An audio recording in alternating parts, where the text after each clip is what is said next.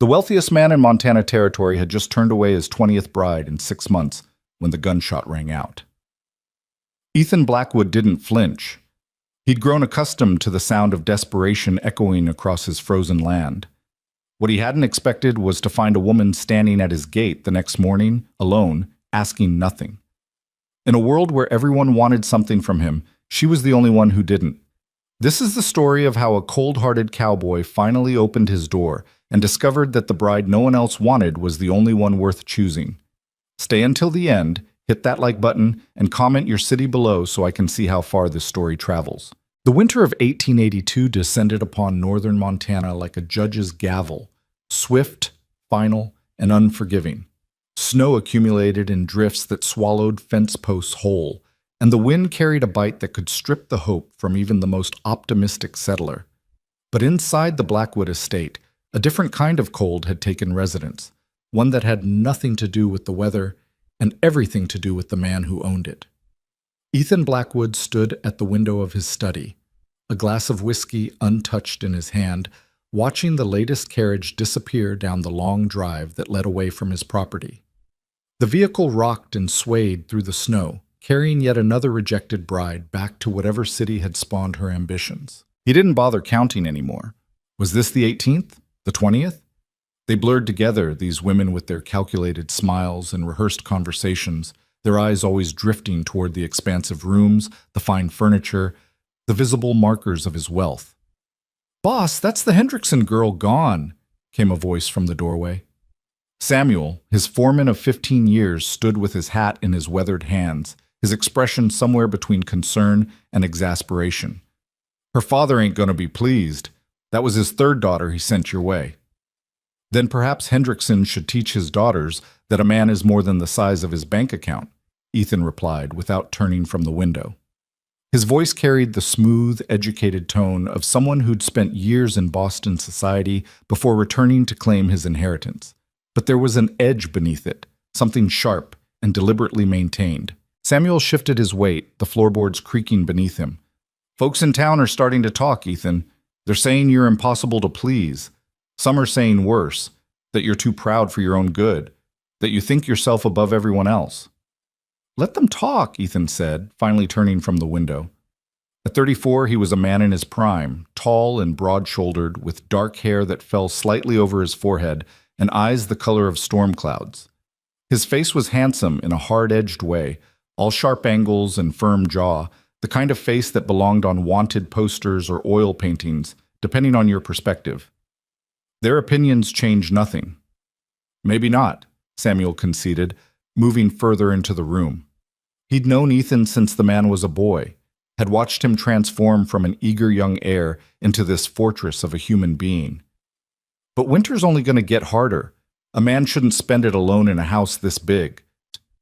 Ethan's expression didn't change, but something flickered behind his eyes, something quickly suppressed. "I'm not alone. I have 40 ranch hands, a house staff of 12, and apparently an endless parade of matrimonial candidates. You know that ain't what I mean. Then perhaps you should say what you mean, Samuel." The older man sighed, recognizing the defensive wall going up. He'd seen it countless times before. "I mean that having people around you ain't the same as having people with you. There's a difference between a full house and a full heart, and you've only got one of those things." Ethan took a long drink from his glass, the whiskey burning down his throat. "My heart is perfectly functional, I assure you. It pumps blood efficiently enough to keep me standing here refusing your unsolicited wisdom." "There was a time you weren't like this," Samuel pressed, his voice gentle but firm. "There was a time you believed in—" "That was a long time ago," Ethan cut him off, his voice dropping to something dangerous and low. "And that time is over. I built this ranch into the most profitable operation in 3 territories. I employ more men than anyone else in the region. I've made myself into something that matters. That should be enough." "For what? For who?" Samuel asked, but Ethan had already turned back to the window, a clear dismissal. When the foreman finally left, closing the door quietly behind him, Ethan released a breath he hadn't realized he'd been holding. His reflection stared back at him from the darkening window glass. A man surrounded by luxury but drowning in silence. The Blackwood estate was indeed impressive by any measure. Ethan's grandfather had claimed the land in the 1840s, but it was Ethan who had transformed it from a modest cattle operation into an empire. The main house was a monument to success, 3 stories of imported timber and crafted stone, with enough rooms to house a small army. Crystal chandeliers hung in the dining hall, purchased during a trip to New York. The furniture came from Chicago, the silverware from San Francisco. Every inch of the place screamed wealth and taste, and every inch of it felt hollow. Ethan moved through the rooms that evening like a ghost haunting his own life. The dining table could seat 20, but he ate alone, as always, with only the soft footsteps of servants breaking the silence. His bedroom was larger than most family homes, dominated by a massive 4-poster bed that he occupied only one side of, never quite able to spread himself across the full width of the mattress. It felt like an admission of something he refused to acknowledge. He'd built all of this for a reason, though the reason had long since soured in his memory. There had been a time, 7 years ago now, though it felt like both yesterday and a lifetime, when he'd believed love was real, when he'd trusted that someone could want him for himself rather than for what he represented. Her name had been Margaret, and she'd had a smile that could light up a room and a laugh that made everything feel possible. They'd met in Boston, where Ethan had gone to study business and agriculture, determined to bring modern methods back to the family ranch. Margaret was the daughter of a banker, educated and cultured, and for 2 years, Ethan had been certain he'd found something genuine in a city full of pretense. He'd proposed on a spring evening, presenting her with a ring that had cost him every penny of his saved wages. She'd said yes, tears in her eyes, and he'd felt like he could conquer the world. Then his father had died unexpectedly, and Ethan had to return to Montana to take over the struggling ranch. He'd expected Margaret to come with him, as they'd planned. Instead, she'd sat him down in her father's parlor and explained with careful kindness that she couldn't possibly leave Boston for some frontier wilderness, that she'd assumed he would eventually return to civilization, not drag her away from it. "I care for you, Ethan," she'd said, and he could still hear the pity in her voice. "But I can't live like that. I wasn't meant for hard country and uncertain futures, surely you understand." What he'd understood was that her love had conditions he couldn't meet, that when faced with choosing between him and her comfort, between partnership and security, she'd made her decision without hesitation. He'd returned to Montana alone, broken in ways he'd never fully acknowledged, and he'd channeled that pain into something productive, building the ranch into something undeniable, creating wealth that no one could question, constructing a life so successful that nobody could ever again say he wasn't enough. The irony wasn't lost on him. He'd made himself into exactly the kind of man Margaret would have wanted, wealthy, powerful, established. But he'd done it by hardening himself against the very vulnerability that had allowed him to love her in the first place. Now women came to him in droves, but he saw through every one of them. The Hendrickson daughters with their practiced charm, the Morrison girl who'd spent the entire interview cataloging his possessions with her eyes, the Turner woman who'd actually asked about his life insurance policy before he'd shown her the door. They wanted the empire he'd built, the security he could provide, the status that came with the Blackwood name. Not one of them had asked him about his dreams. Not one had inquired about his fears or his hopes or the things that kept him awake at night. They looked at him and saw a solution to their problems, an answer to their prayers, a key to a better life. None of them saw him at all. "Perhaps that's for the best," he muttered to himself that night, standing on the balcony off his bedroom despite the freezing temperature. The ranch spread out before him, barns and bunkhouses, corrals and pastures, all of it his, all of it built through his own determination and will. Better to be alone than to be seen as nothing more than a bank account with a heartbeat.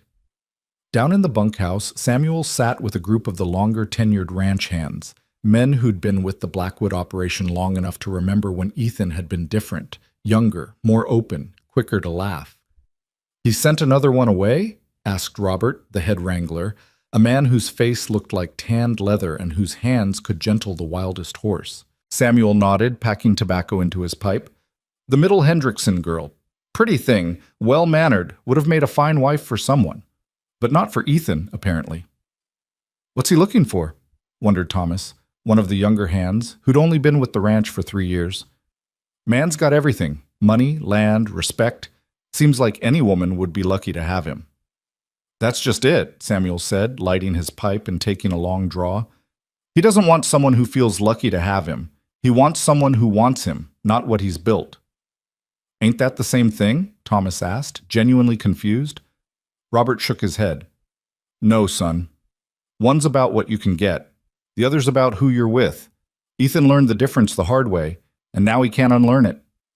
Seems like a lonely way to live, Thomas observed. It is, Samuel agreed quietly. But I don't think he knows how to live any other way anymore. He's built himself a fortress, and now he's trapped inside it. The men sat in silence for a while, the only sounds the crackling of the fire and the howl of wind outside.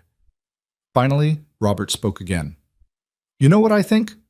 I think he needs someone who doesn't need him. Someone who's got their own reasons for being, their own strength. All these society girls and ambitious daughters, they're looking for someone to complete their lives. Ethan needs someone whose life is already complete, who'd just be willing to share it with him. That's a tall order, Samuel said. Women like that don't usually end up looking for husbands. They're too busy living.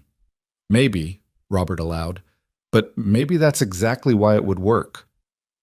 Up in the main house, Ethan finally came in from the cold, his fingers numb and his breath fogging in the air. He moved through the darkened hallways, past empty rooms that echoed with his footsteps, and tried not to calculate how many years he might spend walking these floors alone. In his study, he poured himself another whiskey and sat in the leather chair that had been his father's, then his grandfather's, and now his. On the wall hung a portrait of his parents on their wedding day, his father stern and proud, his mother beautiful and serene. They'd had something real, he knew.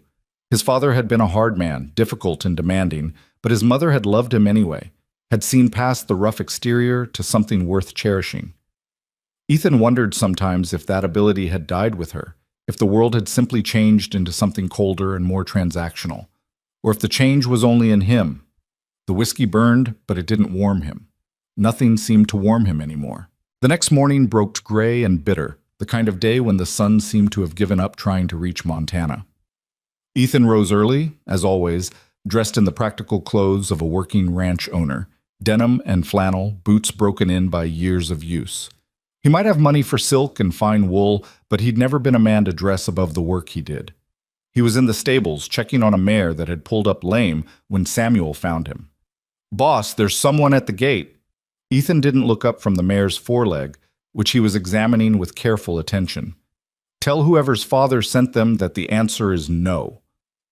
"I don't think she's got a father sending her," Samuel said carefully. "Least not anymore. And she didn't come in a carriage." That made Ethan pause. "What do you mean?" "I mean she rode up on a horse that's seen better days, wearing clothes that are worn but clean, and she asked, very politely, if she might have a moment of your time." "Did she give a name?" "Clara Hale. Said she's been working at the Morrison place for the past 6 months, but they're closing up the house for the winter and heading back east. She's looking for work, not a wedding." Ethan straightened, wiping his hands on his pants. In all the months of door-to-door bride delivery, not one woman had come asking for employment. Work doing what? She didn't specify, just said she's capable and willing, and she'd appreciate a chance to prove it. There was something in Samuel's tone, a carefully maintained neutrality that suggested he found this worth Ethan's attention. The foreman wasn't one for games or manipulation, which meant he genuinely thought this was different. "Where is she now?" "Still at the gate. I told her to wait, that I'd see if you were receiving visitors." Ethan considered. Every instinct told him to send her away, to maintain the walls he'd built, to refuse any potential complication. But something else, curiosity, perhaps, or maybe just the sheer novelty of a woman who wanted work instead of a wedding, made him nod. "I'll see her in the kitchen. Give me 10 minutes. Samuel's expression didn't change, but Ethan caught the slightest hint of approval in his eyes as the foreman headed back toward the gate. Ethan took his time walking from the stables to the main house, partly to collect himself and partly because he was genuinely uncertain what to expect. A woman seeking employment in winter, with the snows already deep and most work scarce, that spoke either of desperation or determination, and he wasn't sure which possibility unsettled him more. The kitchen was warm when he entered, heated by the massive stove where his cook, Martha, was already preparing the noon meal. She glanced up at him with raised eyebrows, but said nothing, stepping aside to give him space as Samuel led the visitor in through the back entrance. Ethan's first thought was that Clara Hale looked nothing like the parade of potential brides who'd come before her. Where they'd worn their finest traveling clothes, styled hair, and practiced expressions, this woman was plainly dressed in dark wool, her hair pulled back in a simple braid, her face bare of any cosmetic enhancement. She was in her mid-20s, he guessed, with features that were more interesting than beautiful. Strong cheekbones, a firm jaw, eyes that were a clear, startling blue against her wind-reddened skin. But it was her posture that struck him most. She stood straight but not rigid, her gaze direct but not challenging, her hands folded calmly at her waist. There was a quality of stillness about her, as if she'd learned to take up exactly the space she needed, and no more. "Mr. Blackwood," she said, her voice low and steady, "thank you for seeing me. I know I've come unannounced, and I apologize for the presumption." "Samuel says you're looking for work," Ethan replied, skipping past pleasantries. "What kind of work?" "Whatever kind you need done," Clara said simply. "I can cook, clean, mend, manage household accounts. I can handle horses, tend livestock, work a garden. I'm literate and numerate. I'm healthy and strong. I don't drink, I don't cause drama, and I don't quit when things get difficult." It was delivered without boast or false modesty, just a straightforward listing of facts. Ethan found himself studying her more closely, noting the calluses on her hands when she gestured, the practical cut of her clothes, the worn but well-maintained boots. "Where are you from originally?" "Pennsylvania. My father was a farmer. I learned young how to work." "And what brought you to Montana?" There was the slightest pause, the first break in her composure. "A husband, 3 years ago. He passed last spring." "I'm sorry for your loss," Ethan said, the phrase automatic but not insincere. Clara's expression didn't change. "Thank you, but condolences aren't necessary. It wasn't a happy marriage. His death was not a tragedy, just a fact." The bluntness of it caught Ethan off guard. Most women would have at least pretended at grief, would have played the widow card for sympathy. Instead, Clara Hale stated the truth with the same matter-of-fact tone she'd used to list her capabilities. "And the Morrison family were kind enough to employ me after my husband died. I managed their household, supervised their staff, but they're going back to Boston for good, and they don't need a frontier housekeeper in the city. I can provide references if you'd like." "Why here?" Ethan asked. "Why my ranch specifically?" For the first time, something like a smile touched Clara's face, small, wry, and somehow sad. "Because you have a reputation, Mr. Blackwood. The town talks. Everyone knows you've been turning away potential brides like they're door-to-door salesmen. I figured a man who doesn't want a wife might appreciate an employee who just wants to work." It was so unexpected, so perfectly logical, that Ethan almost laughed. Almost. "You don't want to get married?" he asked, genuinely curious now. "I've been married," Clara said flatly. "Once was enough." There was a story there, Ethan knew, something harder than the simple fact of a husband's death. But before he could probe further, Clara spoke again. "I'm not here to complicate your life, Mr. Blackwood. I'm here because winter is coming in hard. I need work, and you have work that needs doing. That's all. No expectations beyond fair wages for fair labor." Ethan looked at her, really looked at her, and saw something he hadn't seen in any of the other women who'd crossed his threshold. No calculation in her eyes, no assessment of his worth, no hidden agenda lurking behind polite conversation. Just straightforward honesty and a willingness to work. It should have made him immediately hire her. Instead, it made him suspicious. "No one is that simple, Miss Hale. Everyone wants something beyond wages." "Mrs. Hale," she corrected gently. "I'm widowed, not unmarried, and you're right. I do want something beyond wages. I want stability. I want a warm place to sleep and 3 meals a day. I want work that matters and pay I can save. I want to not spend another winter wondering if I'll make it to spring, but I'm willing to earn all of that, Mr. Blackwood. I'm not asking for charity or favor. I'm offering an exchange, my labor for your payment. That's all." Martha, who'd been pretending not to listen while chopping vegetables with unnecessary vigor, cleared her throat. "Boss, I could use help in this kitchen, if you're asking my opinion. And the house is too big for the 3 girls we've got cleaning it. Another set of capable hands wouldn't hurt. Ethan shot his cook a look that said he knew exactly what she was doing, but Martha just smiled serenely and went back to her chopping. He turned back to Clara, who waited patiently, not pushing or pleading, just standing in his kitchen with quiet dignity and cold reddened cheeks. "You understand that this would just be employment," Ethan said slowly. "Nothing more.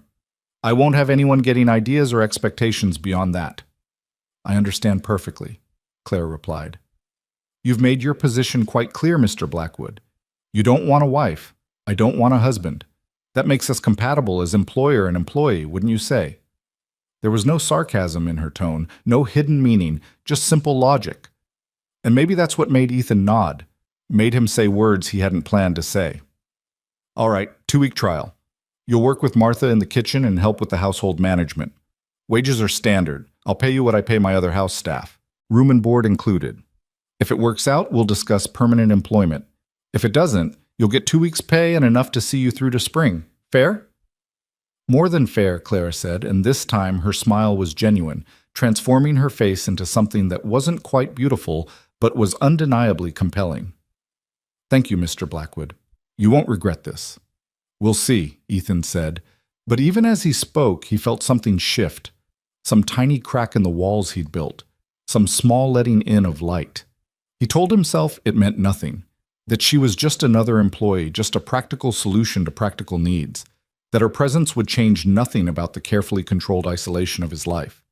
But as he watched Clara Hale settle into his kitchen, removing her worn coat and rolling up her sleeves to help Martha with the noon meal, he felt something he hadn't felt in 7 years, something that might have been hope if he'd allowed himself to name it. Instead, he pushed the feeling down, locked it away, and walked back out into the cold Montana morning to inspect his empire and remind himself that he didn't need anyone to complete what he'd built. The crack in his walls, though small, had formed.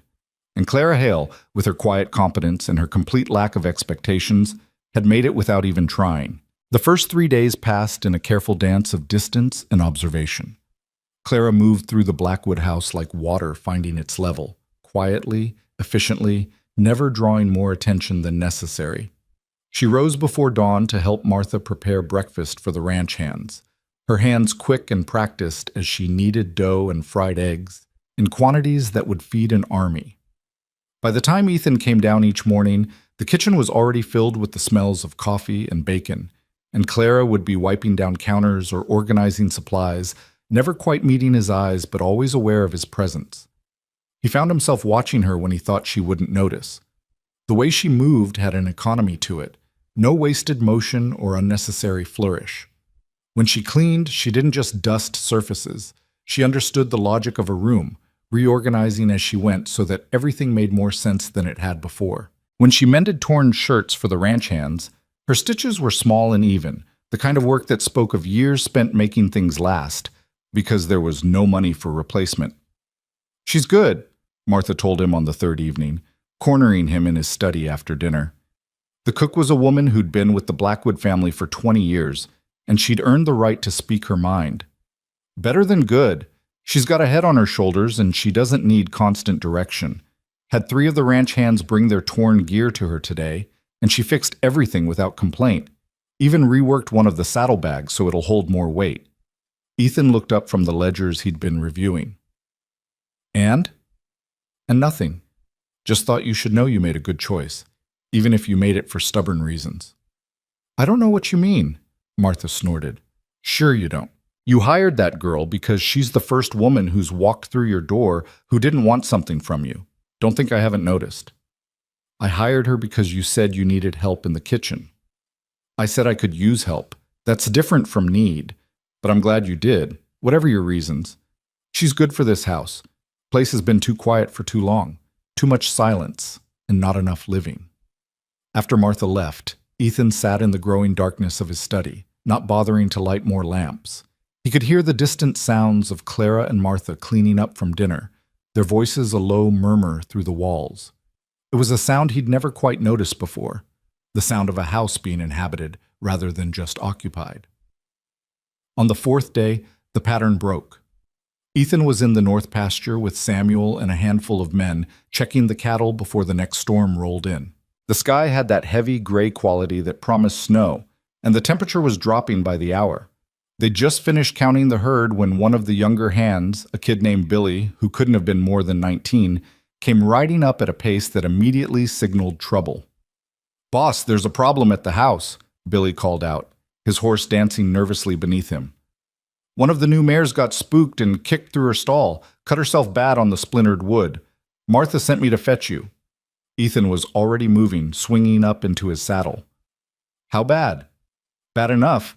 Mrs. Hale's with her now, trying to keep her calm, but the mare's thrashing and bleeding everywhere." They rode hard back to the main barn, arriving to find organized chaos.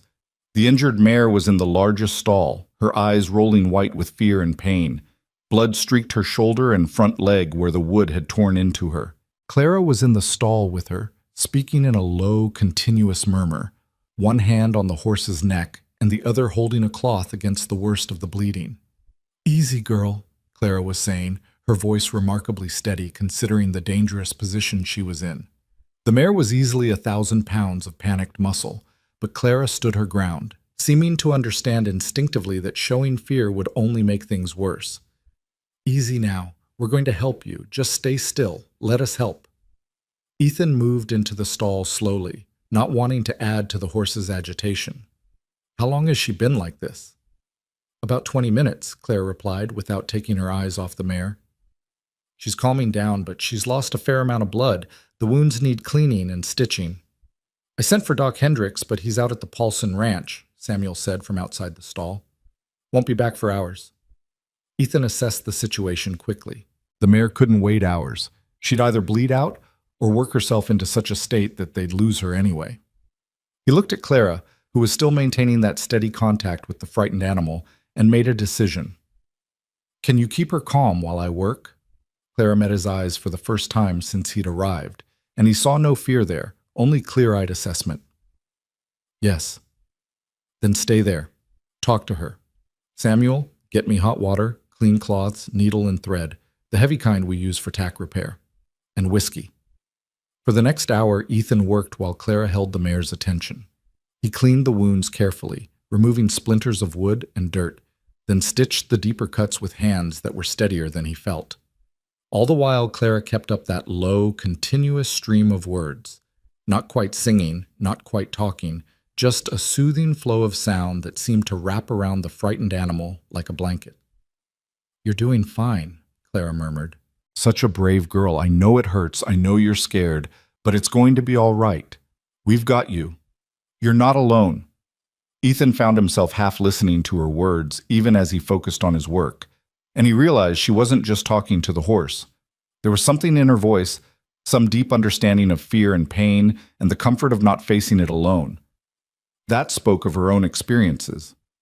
When he finally tied off the last stitch and stepped back, his shirt was streaked with blood and sweat despite the cold. The mare was still standing, no longer thrashing, her head lowered in exhaustion. Clara's hand never left her neck. "She's going to be all right," Ethan said, his voice rougher than he'd intended. "You did well." "So did you," Clara replied, and there was something in her eyes, respect, maybe, or recognition, that made him look away first. Samuel appeared with fresh blankets for the mare and grain mixed with molasses to encourage her to eat. As the men secured the stall and settled the horse for the night, Ethan and Clara walked back toward the main house in silence. The snow had started falling, soft and persistent, and their breath fogged in the cold air. "Where did you learn to handle horses like that?" Ethan asked. "My father kept draft horses for the farm. I grew up around them, learned young that they're like people. They just want to know someone's paying attention, that they're not facing trouble alone." "Not everyone feels that way." Clara glanced at him, something unreadable in her expression. "No, I suppose not. Some people prefer to face everything alone. Safer that way, maybe." "Safer," Ethan repeated, and he couldn't tell if she was making an observation or an accusation. They'd reached the back door of the house when Clara paused, her hand on the door frame. "Mr. Blackwood, can I ask you something?" "You can ask."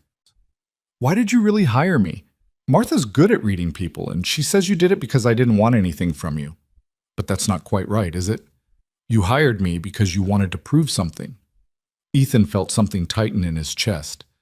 And what exactly do you think I wanted to prove?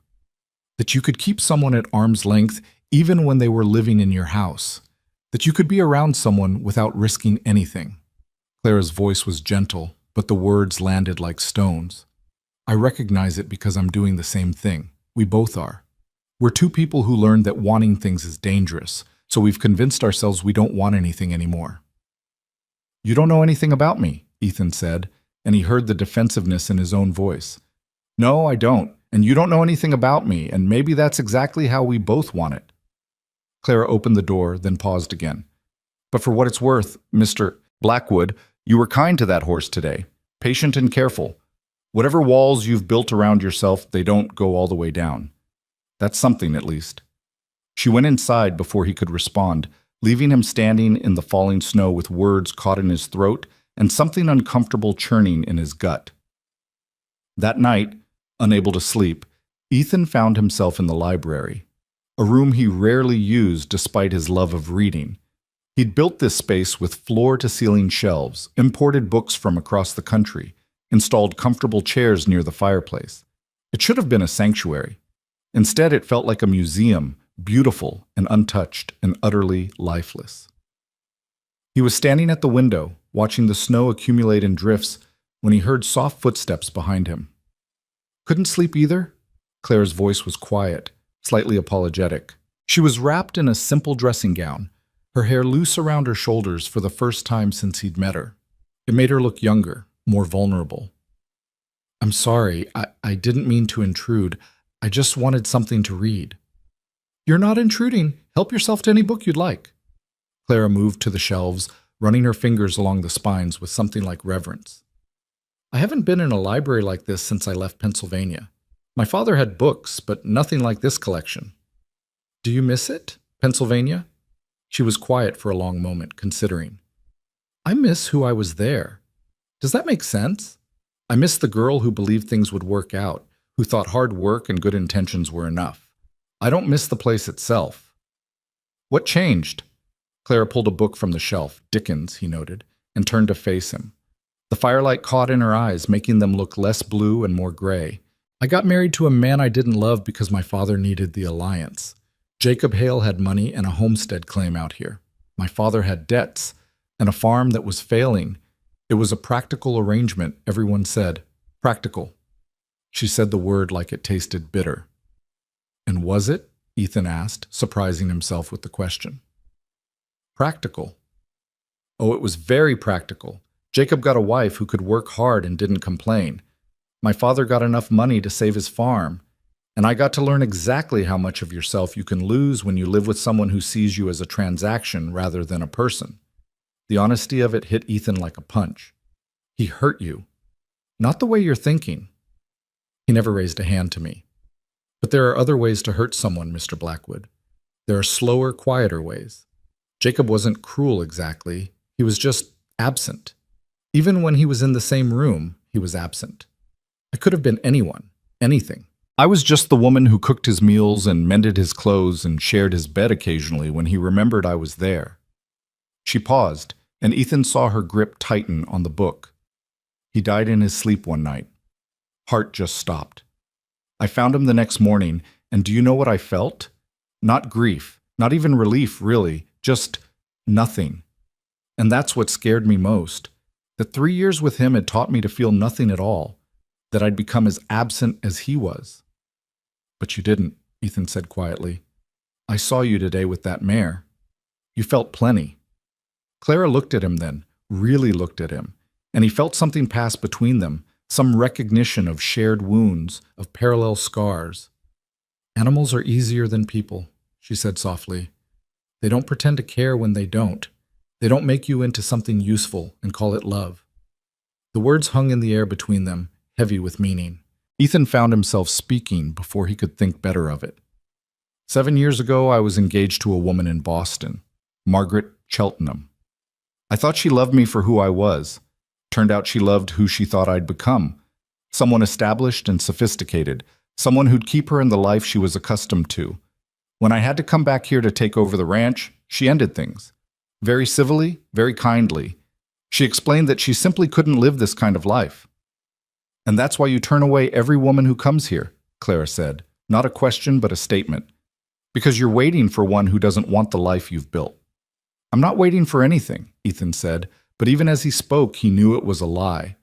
Clara stepped closer, and in the firelight, her face was all angles and shadows. I think you are. I think you're waiting for someone to want you the way you needed Margaret to want you. For yourself, not for what you can provide. But here's the thing, Mr. Blackwood. That's just as much of a transaction as what she wanted. You're still asking someone to prove their love by giving up comfort, or security, or whatever else. You're just asking for a different kind of sacrifice. The observation struck too close to something Ethan had never let himself examine. That's not, isn't it? Clara interrupted, her voice still gentle but insistent. You've turned this whole thing into a test. If a woman wants your money or your status, she fails. If she doesn't want those things, then maybe she's worthy. But you've forgotten that people can want both things at once. They can want you and want security. They can love you and also appreciate the life you've built. One doesn't invalidate the other. You say that, but nothing. I married Jacob for practical reasons, and it was a mistake. Not because practical reasons are wrong, but because there was nothing else there. No affection, no respect, no genuine companionship. But if there had been, if I'd cared for him and he'd cared for me, and the practical aspects were just a bonus, that wouldn't have been wrong. That would have been smart.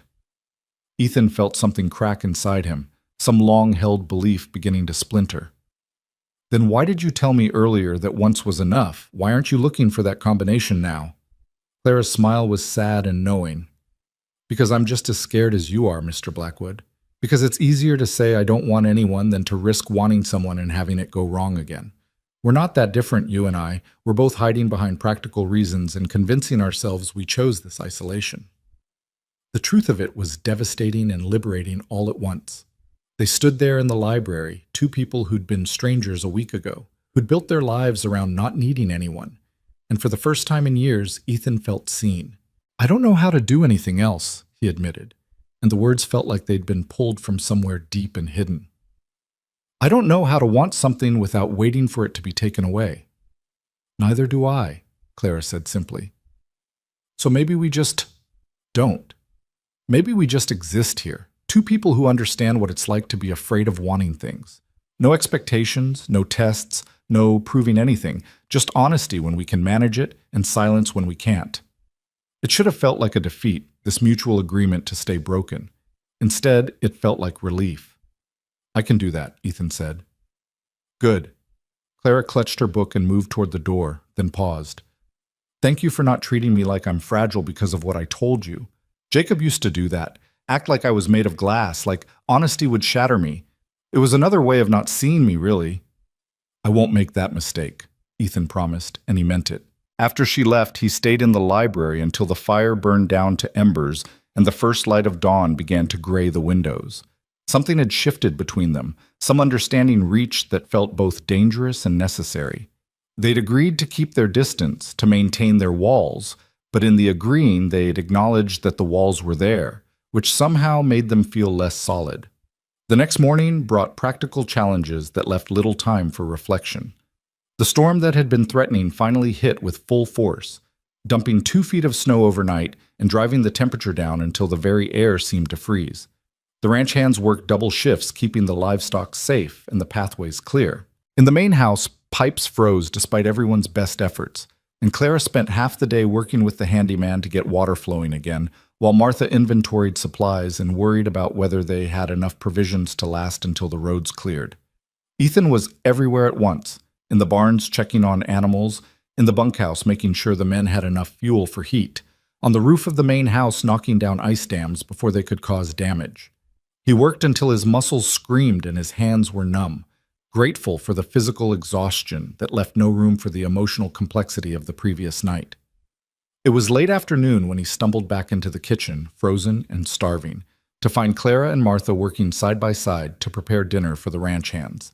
The kitchen was warm and steamy, smelling of beef stew and fresh bread, and the contrast with the bitter cold outside was almost overwhelming. "Sit," Martha ordered when she saw him. "You look half dead." Clara, get him coffee and some of that stew. Man can't work on empty. Ethan started to protest, but Clara was already moving, ladling stew into a bowl and pouring coffee from the pot that always seemed to be full on the stove. She set both in front of him without ceremony, then went back to rolling out dough for more bread. He ate in silence, watching the two women work. They'd developed a rhythm already, anticipating each other's movements, communicating with glances and small gestures rather than constant talk. It was the kind of partnership that came from mutual respect and shared competence, and watching it made something in Ethan's chest ache. "We're going to need more firewood brought up to the house," Martha said as she stirred a massive pot of stew. "And someone should check on old Jim in the south bunkhouse. His cough was bad this morning." "I'll handle the firewood," Ethan said. "Samuel can check on Jim." "You'll do no such thing," Martha retorted. "You've been running yourself ragged all day. One of the younger men can bring up wood. You need to sit still for more than 5 minutes before you collapse." "I'm fine." "You're stubborn is what you are," Martha muttered, but there was affection in her voice. She'd been saying the same thing to him for 20 years. Clara glanced over from her bread making, flour dusting her hands and forearms. "The mare's doing well, by the way. I checked on her an hour ago. She ate some grain and she's putting weight on the injured leg. Stitches are holding." "Good," Ethan said, surprised by how much the news relieved him. "That's good." "You did excellent work yesterday," Clara continued, her tone matter of fact. "Steady hands and patience. She's lucky you were here." It was a simple compliment, offered without expectation of response, but it warmed him more than the coffee. He wasn't used to being praised for his skills rather than his success, for what he could do rather than what he had. The evening passed in that same warm, busy atmosphere. More ranch hands came in from the cold, stamping snow from their boots and gathering around the long table where Martha and Clara served stew and bread and coffee. The men talked and joked, their voices filling the kitchen with a kind of rough camaraderie that Ethan usually observed from a distance. But tonight, Clara was in the middle of it all, serving food and responding to teasing with dry humor that surprised everyone, including Ethan. When Robert the Wrangler complimented her bread and asked if she was planning to stay on permanent, she just smiled and said, "That depends on whether you all keep tracking snow into my clean kitchen." "Your kitchen?" Martha said with raised eyebrows. "Well, I work here, don't I? That makes it partly mine. Possession is 9/10 of the law." The men laughed, and Ethan found himself smiling despite himself. There was something different about Clara in this setting. She was still quiet and contained, but there was a spark to her now, a willingness to engage that hadn't been there before. It was as if their conversation last night had given her permission to take up a little more space.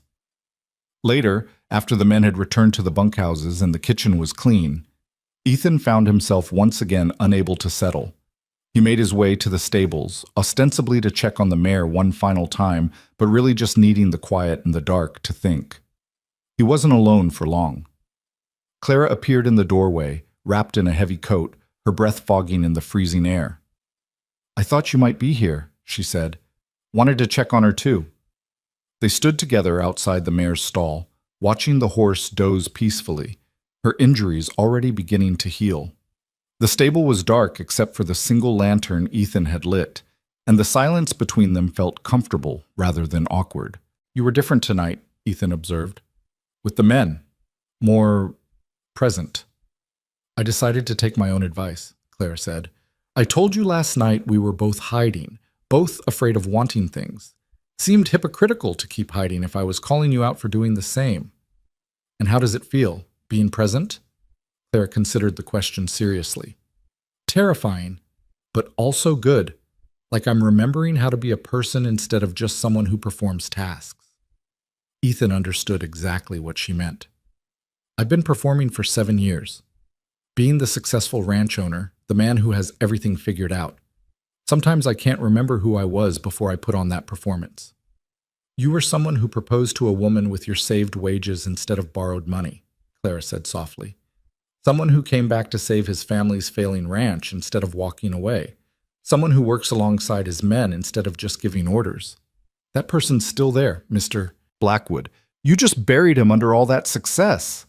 "Ethan," he said suddenly, "if we're going to keep having these late-night conversations where we dismantle each other's defenses, you should probably call me Ethan." Clara smiled, and in the lantern light it transformed her entire face. All right, Ethan, and I'm Clara, not Mrs. Hale. That name belongs to someone I don't want to be anymore. They stayed there until the cold drove them back inside, talking quietly about nothing and everything. Her childhood on the farm, his years in Boston, the ways they'd both learned to armor themselves against disappointment. It wasn't romantic, wasn't leading anywhere. It was just two people learning to be honest with each other in a world that had taught them honesty was dangerous. And that, Ethan realized as he finally climbed the stairs to his too-large bedroom, was its own kind of revolution. The storm lasted 3 days, and in those 3 days, something fundamental shifted in the Blackwood house. It wasn't dramatic or sudden. There were no declarations or confessions, but like ice melting slowly under persistent sun, the careful distance Ethan and Clara had maintained began to soften at the edges. They fell into a pattern without discussing it. Early mornings in the kitchen, where Ethan would appear before dawn to find Clara already preparing coffee, and they'd stand in companionable silence watching the sun struggle to rise over snow-buried fields. Evenings in the library, where Clara would read while Ethan worked on accounts, and occasionally one of them would read a passage aloud just to share something interesting. Late nights in the stables when neither could sleep, checking on animals that didn't really need checking, talking about everything except what was happening between them. The ranch hands noticed, of course. Men who spent their days working cattle and their nights in close quarters missed nothing, and the fact that their boss, who'd turned away 20 elegant brides, was spending his evenings talking with the quiet widow in the stables was fodder for endless speculation. "I'm just saying, it's different," Robert told Samuel one night in the bunkhouse, keeping his voice low. "He smiles now. Not much, but more than I've seen in years. And he doesn't have that look anymore, like he's constantly bracing for something bad. Maybe that's just because he finally got someone working in the house who isn't trying to marry him," Samuel replied, but even he sounded uncertain. He'd watched Ethan for too long not to see the change. "Or maybe," Thomas added from his bunk, "she's not trying to marry him because she understands something all those other women didn't." "And what's that?" Robert asked. "That you can't storm a fortress. You have to wait for the man inside to open the door himself." Samuel smoked his pipe and said nothing, but privately he thought the boy might be right. Inside the fortress, Ethan was discovering that having someone around who expected nothing was paradoxically making him want to give more. Clara never asked him about his day, so he found himself volunteering information over dinner. She never pried into his past, so he started sharing pieces of it unprompted. She never sought his company, which made him seek hers. It was a Tuesday evening, the storm finally broken and the stars fierce in the clear, cold sky, when things shifted again. Ethan had spent the day riding the fence lines with Samuel, checking for damage from the snow and wind. When he returned, exhausted and frozen, he found Clara in the library curled up in one of the chairs by the fire, reading the same Dickens novel she'd chosen that first night. "You're still reading that?" he asked, shrugging out of his coat. "I'm savoring it," Clara replied without looking up. "Books this good shouldn't be rushed. Besides, I know how it ends, and I'm not eager to get there." Ethan moved to pour himself a whiskey, then hesitated. "Would you like something to drink? Whiskey or wine or tea, if there's any made. I'm not much for spirits." "Because of your husband?" The question was out before he could stop it, too personal and too direct. But Clara just closed her book, marking her place carefully. "No. Jacob drank enough for both of us. I just never developed a taste for it. Too much bitter and not enough warmth, if that makes sense." Ethan nodded, setting down his whiskey glass and moving toward the door. "I'll get you tea." "You don't have to." "I know I don't have to. I want to." He returned a few minutes later with 2 cups of tea, having abandoned the whiskey entirely.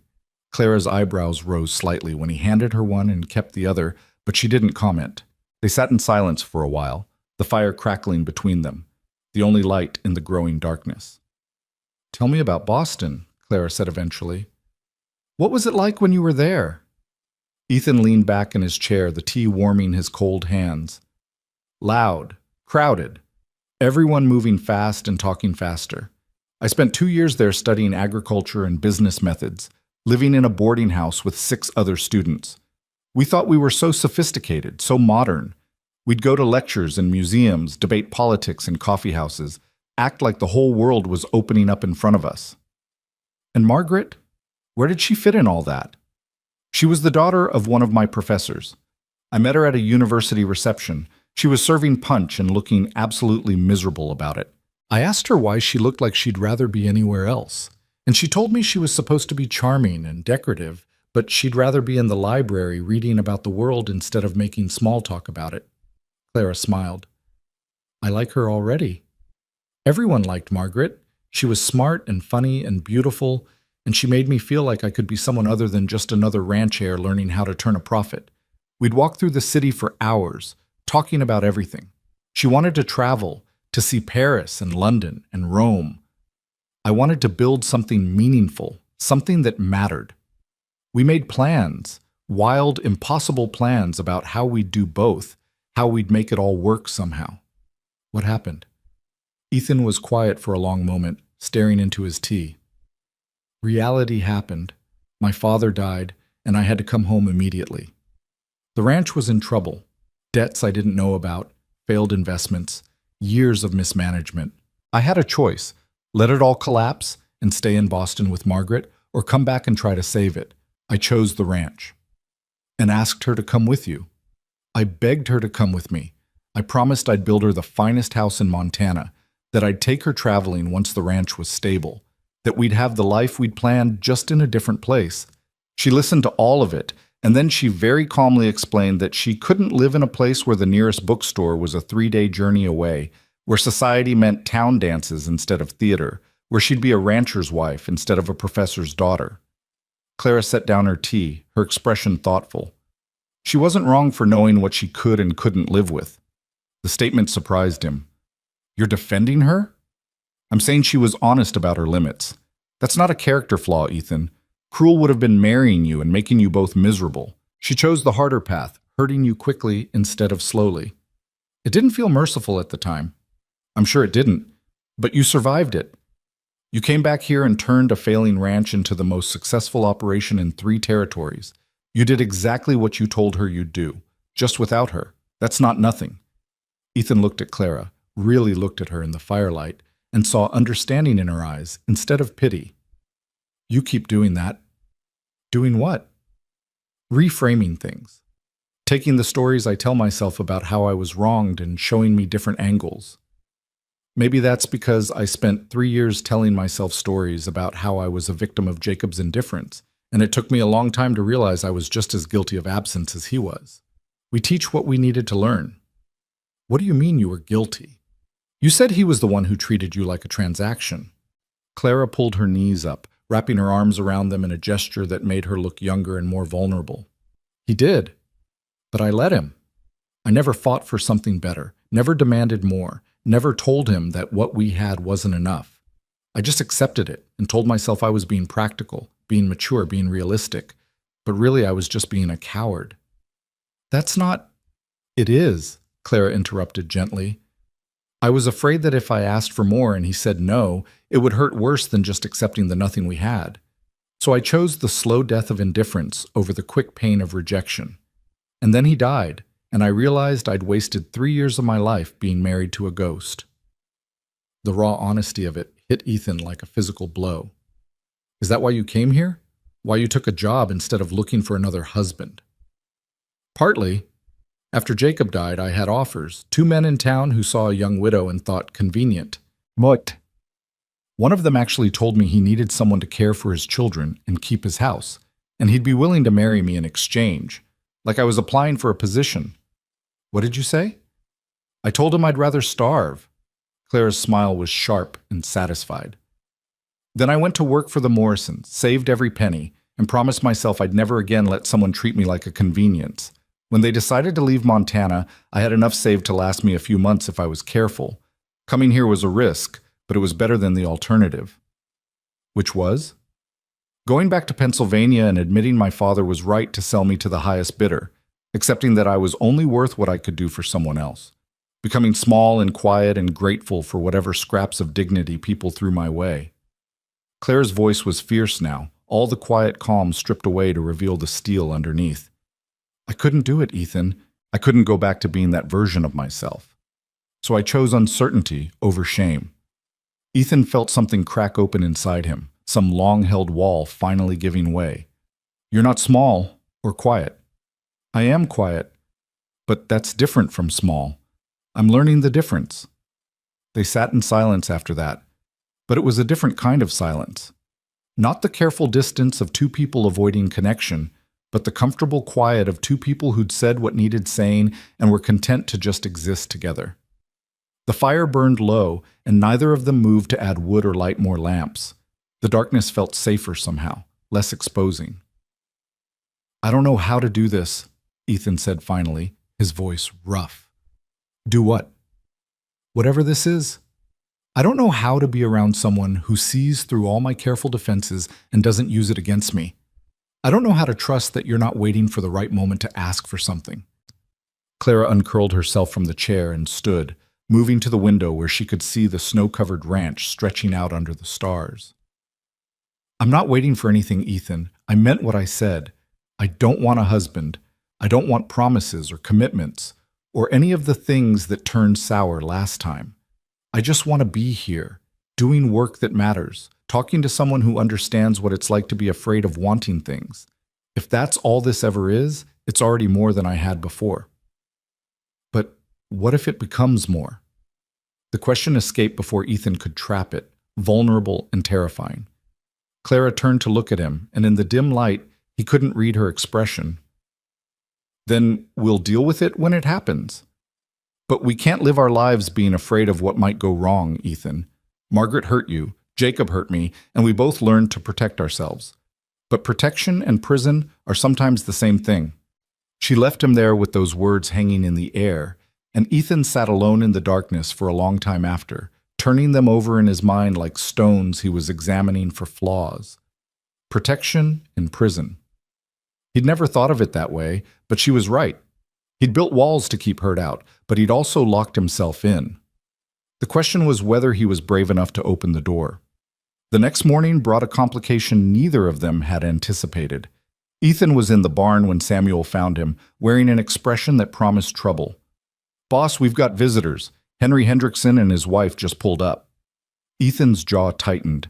Hendrickson was the father of one of the rejected brides, a railroad man with more ambition than sense, and a tendency to see every interaction as a negotiation. What does he want? Says he needs to speak with you about a business matter, but his wife is with him, and she's already making her way to the main house with Martha. My guess? They're here to try one more time. I already said no to their daughter. I know that, and you know that. Clearly they think you just need more convincing. Ethan bit back a curse and headed toward the house, Samuel trailing behind him.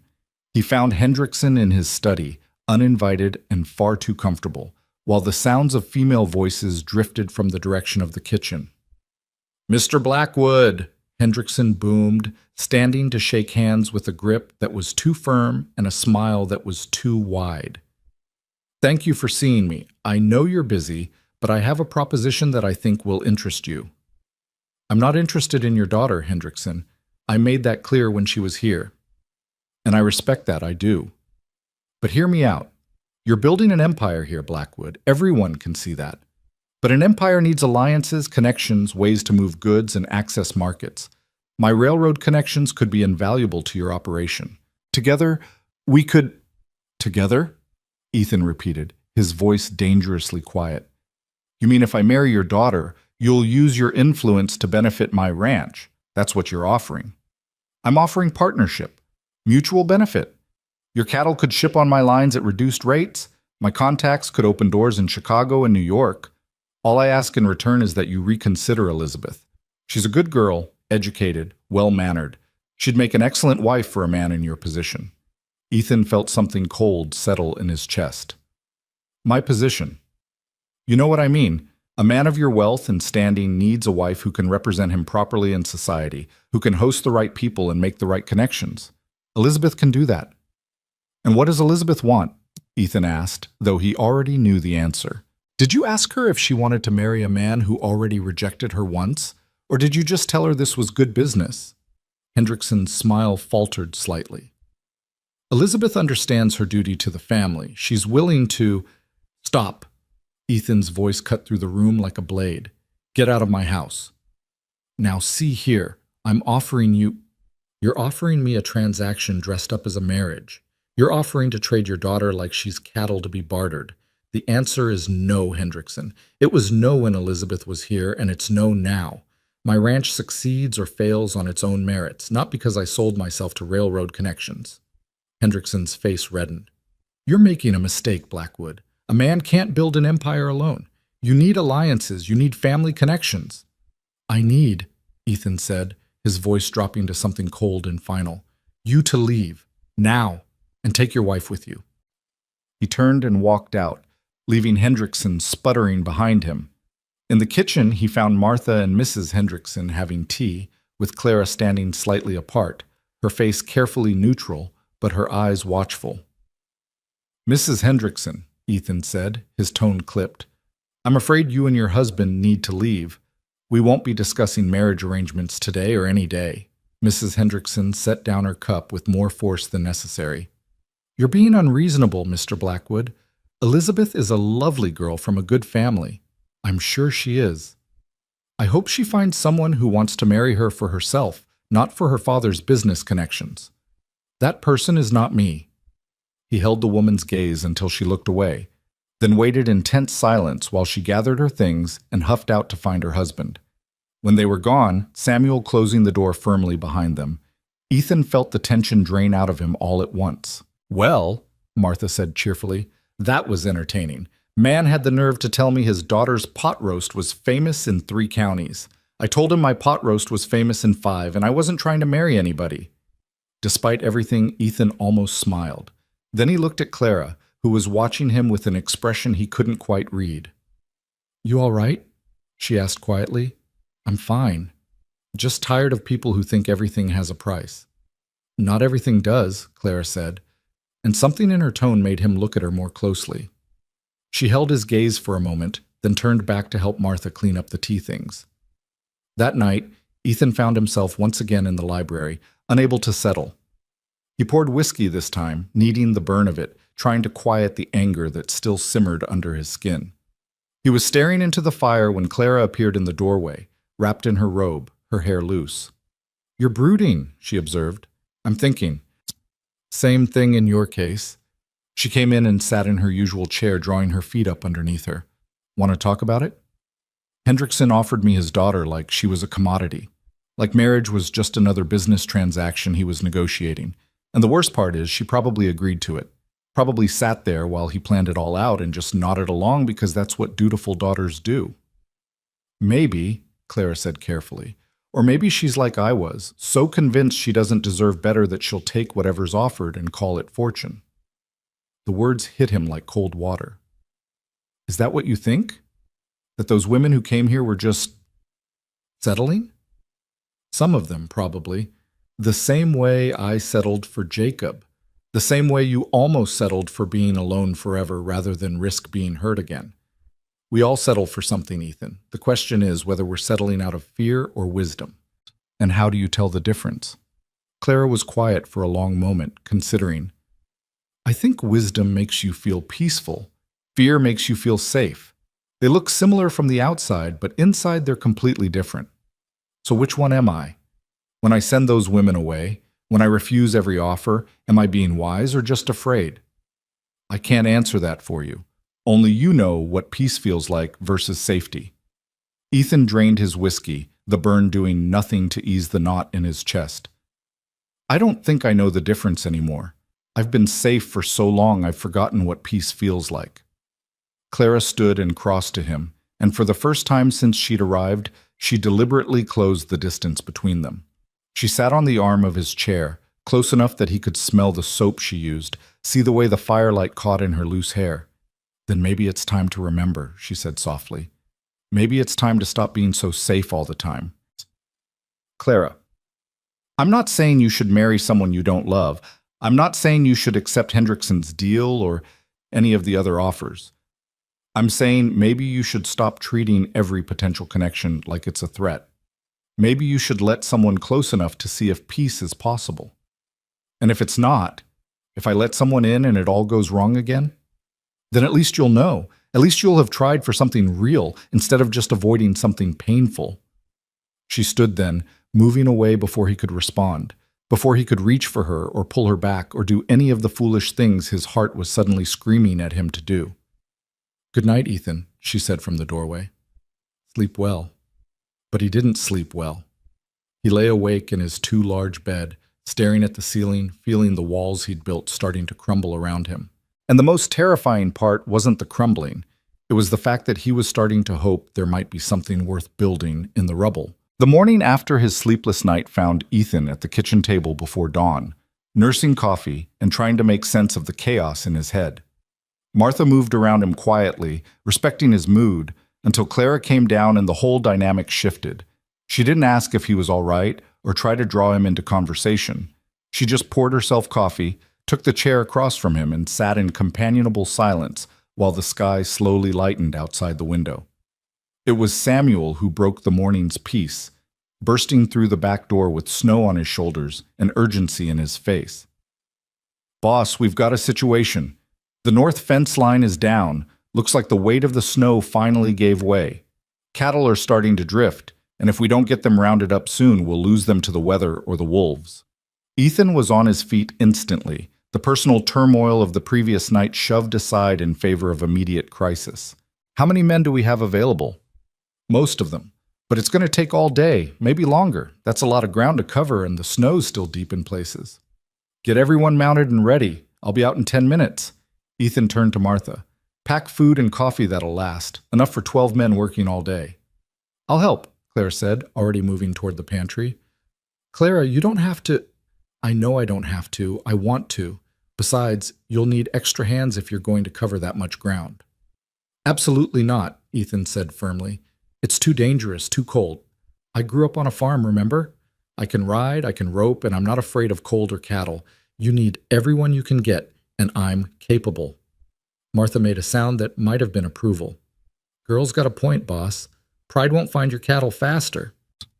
Ethan wanted to argue, wanted to insist she stay safe in the warm house. But the practical part of his brain, the part that had built his empire on smart decisions rather than emotional ones, knew she was right. They needed every capable body they could get.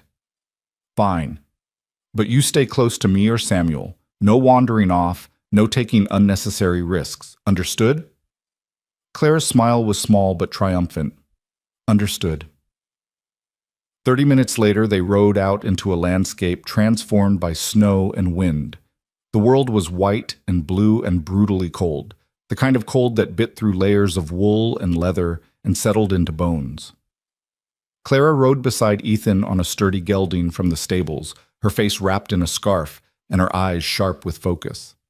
They found the broken fence line exactly where Samuel had said, posts snapped under the weight of accumulated snow, wire tangled and useless in the drifts. Beyond it, tracks led in multiple directions as cattle had wandered through the breach in search of shelter or food.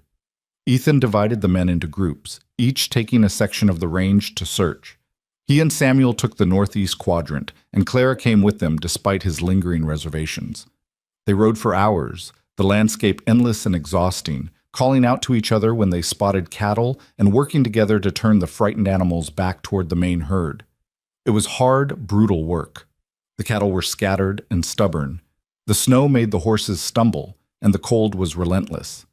But Clara kept pace with both men, never complaining, her hands steady on the reins and her voice calm when calling to the cattle.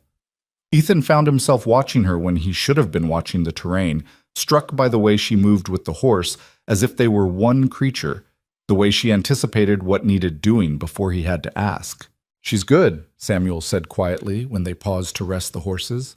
Clara was a few yards away, checking the cinch on her saddle. "Real good. Not many city women could handle this." "She's not a city woman," Ethan replied, and heard the defensive note in his own voice.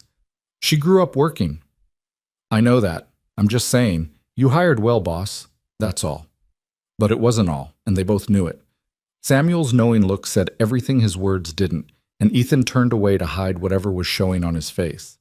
They worked through midday and into afternoon, slowly gathering the scattered cattle and driving them back toward the ranch. The other groups were having similar success. and by the time the sun started its descent, they'd accounted for most of the herd. They were cold and exhausted and triumphant, the kind of bone-deep tired that came from meaningful work well done. It was on the ride back, with the cattle moving ahead of them in a steady flow and the worst of the crisis over, that Clara's horse stepped into a hidden hole beneath the snow. The gelding stumbled badly, going down on one knee, and Clara pitched forward over his neck. Ethan's heart stopped. He was off his own horse before conscious thought, running through the snow as Clara rolled clear of the flailing gelding. By the time he reached her, she was sitting up, breathing hard but apparently intact. "Are you hurt?" His hands were on her shoulders, then checking her arms, her head, looking for injury with something close to panic. "I'm fine," Clara said, but her voice was shaky. "Just got the wind knocked out of me. Is the horse all right?" Ethan barely spared a glance for the gelding, who was back on his feet and looking more embarrassed than injured. "The horse is fine. You could have broken your neck." "But I didn't. I'm fine, Ethan, really." But he couldn't seem to let go of her shoulders, couldn't seem to stop looking at her like he was trying to convince himself she was truly unhurt. The fear that had shot through him when she fell was still racing through his veins, making his hands unsteady and his breath short. "Ethan," Clara said softly, her gloved hands coming up to cover his.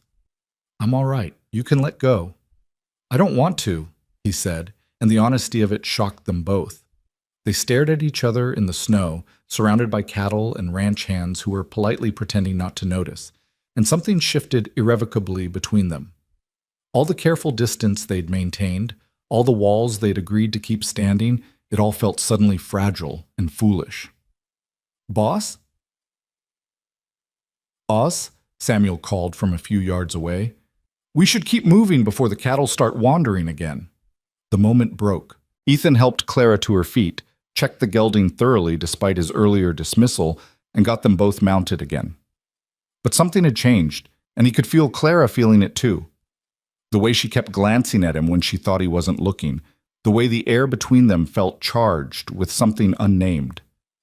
They made it back to the ranch as darkness fell, the cattle secure and the fence line temporarily patched. The men headed to the bunkhouse for hot food and sleep, but Ethan found himself following Clara back to the main house, unable to let her out of his sight. In the kitchen, Martha took one look at them and started heating water for baths and preparing food without asking questions. Clara's cheeks were red with cold, her hair escaping from her braid, snow clinging to her coat. She looked exhausted and beautiful and alive, and Ethan couldn't stop thinking about how close she'd come to being seriously hurt.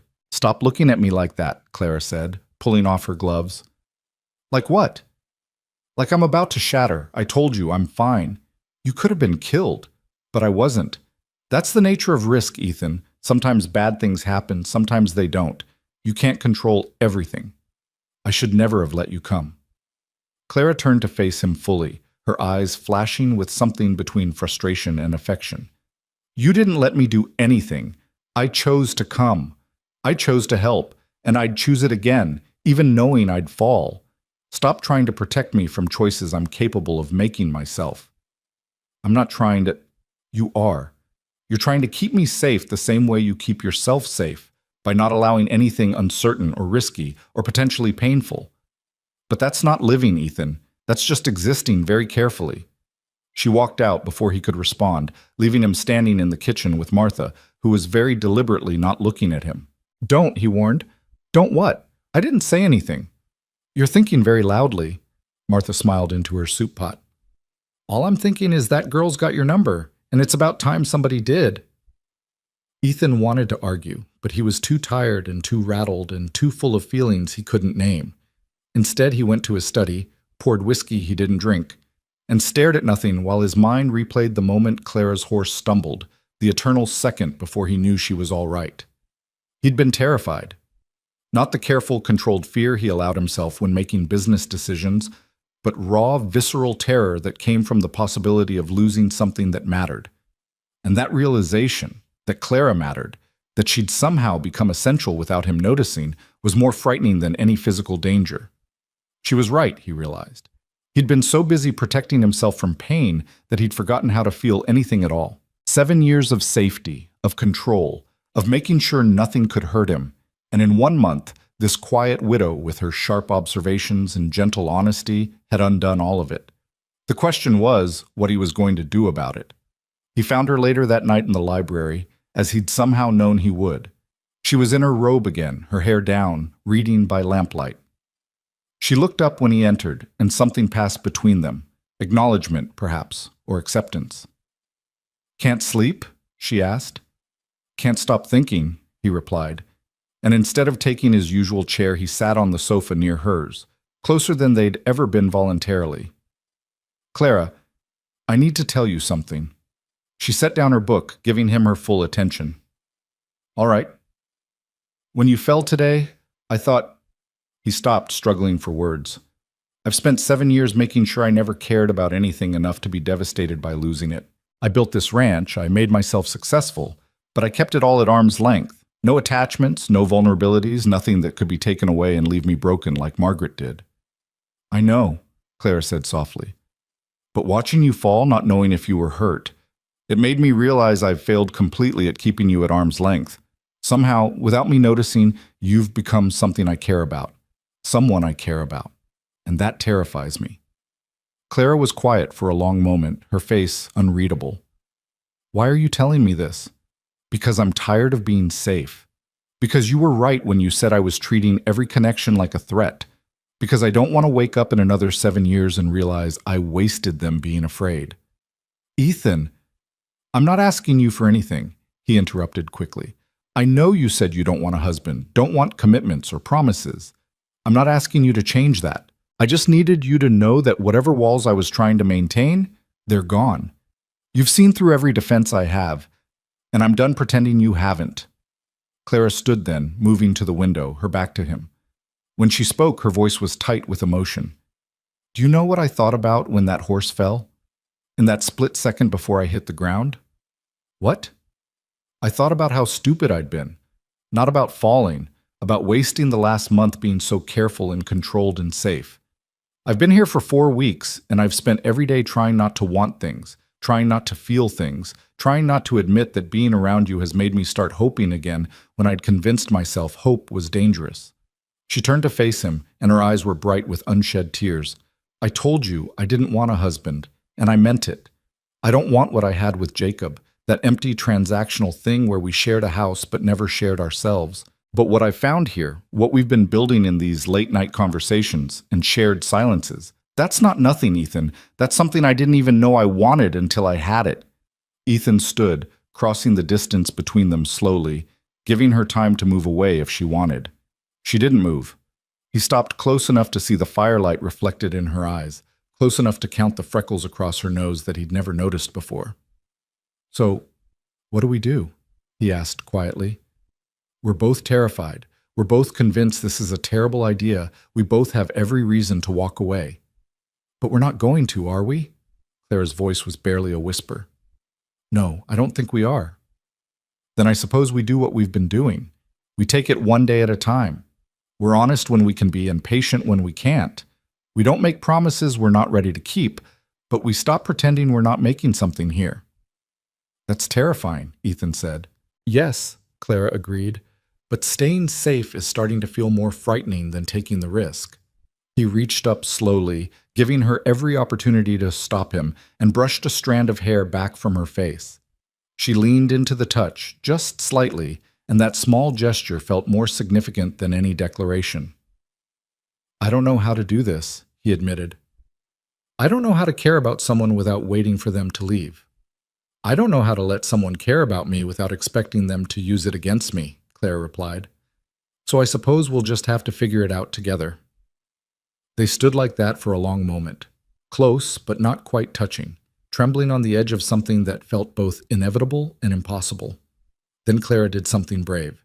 She closed the last few inches between them and rested her forehead against his chest, a gesture of trust so profound it made Ethan's breath catch. He wrapped his arms around her carefully, as if she were made of something precious and breakable, and felt her hands come up to grip his shirt.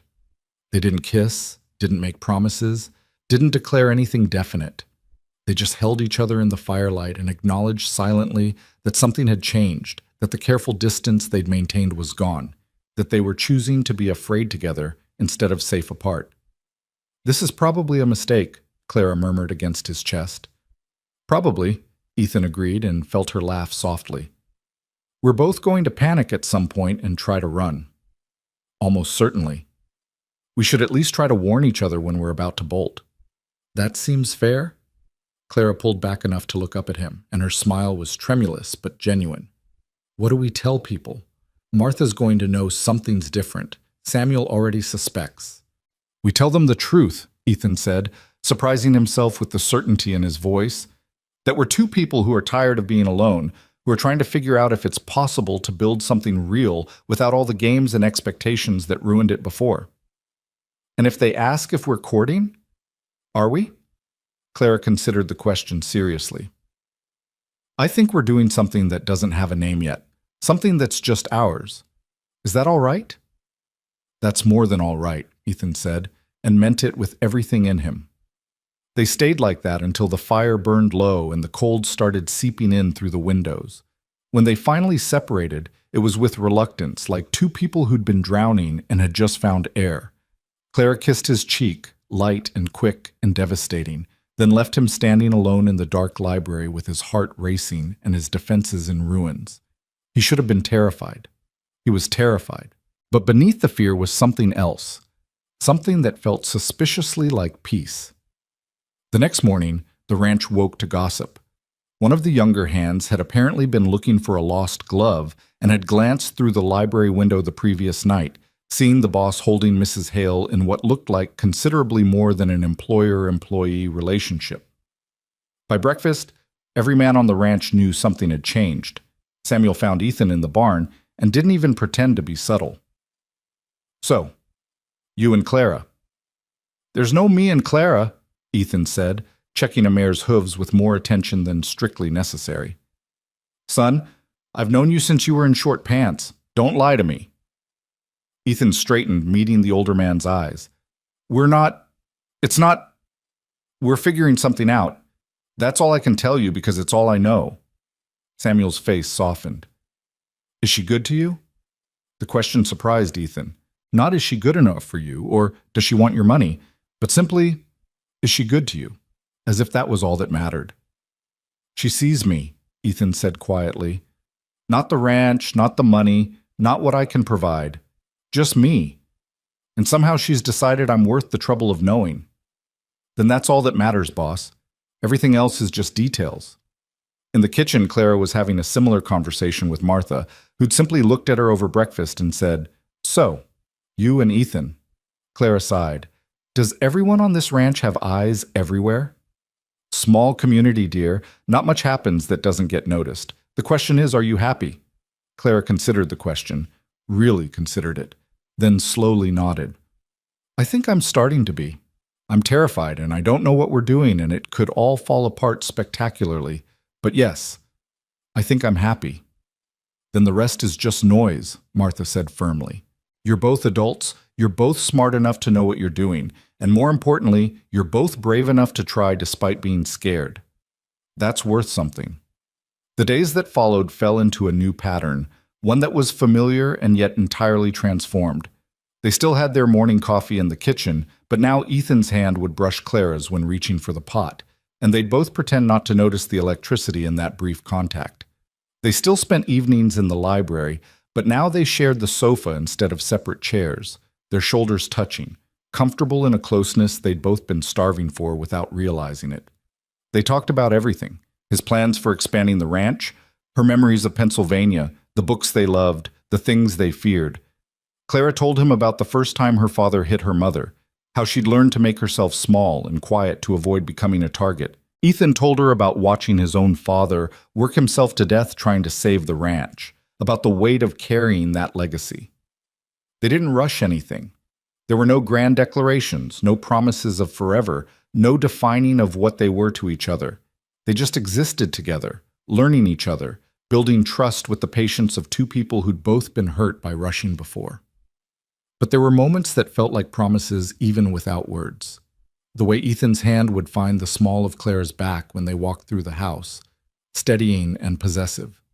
The way Clara would touch his face sometimes when she thought he wasn't paying attention, her fingers gentle against his jaw as if confirming he was real.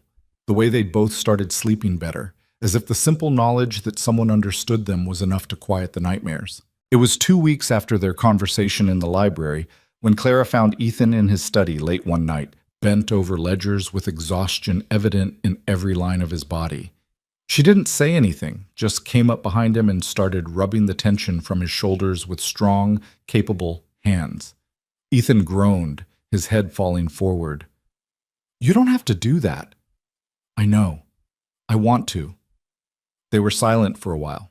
The only sounds the crackling fire and Ethan's occasional sighs of relief as Clara worked knots out of muscles gone tight from cold and stress. Finally, he reached up and caught one of her hands, pulling her around to face him. "Move in," he said. Clara blinked. "I already live here." "No, I mean—" He stopped, struggling for words. Stop sleeping in the guest room. Stay with me. Not because I'm asking for anything more than what we have, but because I'm tired of walking past your door every night and pretending I don't want you close. I'm tired of waking up alone when you're just down the hall. I just want—" "Yes," Clara interrupted softly. "Yes?" "Yes, I want that too." That night, Clara moved her few belongings into Ethan's room, and they lay awake together talking until dawn, their bodies curled together under heavy quilts, safe and warm and no longer alone. They didn't make love, both of them somehow knowing they weren't quite ready for that yet, that there were still walls to dismantle and fears to face. But they held each other through the night, and that felt like its own kind of intimacy, its own kind of promise. And for the first time in 7 years, Ethan Blackwood fell asleep with his heart unguarded and his defenses down, and didn't dream of betrayal or loss. He dreamed instead of spring coming to frozen ground, of ice melting and things growing, of a future that looked nothing like the fortress he'd built, but everything like home. Spring came slowly to Montana that year, as if the land itself was reluctant to let go of winter's grip. But inside the Blackwood house, warmth had already taken root in ways that had nothing to do with temperature. The change was evident in small things, the sound of laughter echoing through rooms that had been silent for years, the way lamplight seemed softer somehow, the fact that breakfast was no longer a solitary ritual but a shared moment of connection before the day's work began. Ethan woke one morning in late March to find Clara already awake beside him, propped on one elbow and watching him with an expression he couldn't quite decipher. Pale sunlight filtered through the curtains, catching in her hair and making her eyes look more silver than blue. "How long have you been awake?" he asked, his voice rough with sleep. "Long enough to realize something," Clara said, and there was a seriousness in her tone that made him fully alert. "We've been doing this for almost 3 months now, living together, building something, and we've never talked about what happens next." Ethan's chest tightened with familiar fear. "Do we need to talk about it?" "I think we do. Because I've been lying here watching you sleep, and I realized I'm not afraid anymore." She paused, then corrected herself. "No, that's not true. I'm terrified. But I'm more afraid of not saying what I feel than I am of saying it and having it go wrong." He sat up, the blankets pooling around his waist, suddenly awake and wary. "Clara, let me say this, please, before I lose my nerve." She took a breath, steadying herself. "When I came here, I told myself I just wanted work and stability and a place to start over. I told myself I didn't want or need anything else. But I was lying. I was lying because wanting things had hurt me before, and I thought if I just stopped wanting, I'd stop hurting." "I know," Ethan said quietly. "I did the same thing, But here's what I've learned these past months. Not wanting things doesn't stop you from getting them. It just stops you from appreciating them when they arrive. And somewhere between making coffee in your kitchen and falling asleep in your arms, I stopped pretending I didn't want this. I stopped pretending I didn't want you." The words hung in the air between them, vulnerable and brave. Ethan felt something crack open in his chest, some last wall he hadn't realized he was still holding up. "I love you," Clara said simply, and the words were like a key turning in a lock. "I don't need you, and you don't need me. And maybe that's exactly why this works. But I love you anyway. I love your stubbornness and your kindness and the way you pretend not to care about things you care about deeply. I love how you treat your men with respect and your horses with patience. I love that you let me be myself without trying to make me into something more convenient or comfortable. Ethan found he couldn't speak, couldn't breathe, couldn't do anything but stare at her in wonder. "I'm not asking you to say it back," Clara continued, her voice shaking slightly. "I'm not asking for promises or commitments or any of the things that scared us both before. I just needed you to know. I needed to stop being so careful and just tell you the truth." Finally, Ethan found his voice. "The night you fell from your horse, when I thought you might be hurt, I realized something. I realized I'd been so busy protecting myself from another Margaret that I'd missed what was right in front of me. You're nothing like her. This is nothing like that was. And I've been a fool for not seeing it sooner." He reached for her hand, lacing their fingers together. "I love you too. I think I've loved you since that first morning when you stood in my kitchen and told me you wanted nothing from me except fair wages for fair work. I just couldn't admit it, because admitting it meant risking everything I'd built to protect myself." Clara's eyes filled with tears, but she was smiling. "So what do we do now?" "I think," Ethan said slowly, pulling her close, "we stop protecting ourselves from each other. We stop waiting for the other shoe to drop. We just love each other as honestly and imperfectly as we can manage and trust that it's enough." "That simple?" "That complicated," he corrected, and kissed her for the first time since she'd moved into his room, kissed her like a man who'd finally stopped running from his own heart.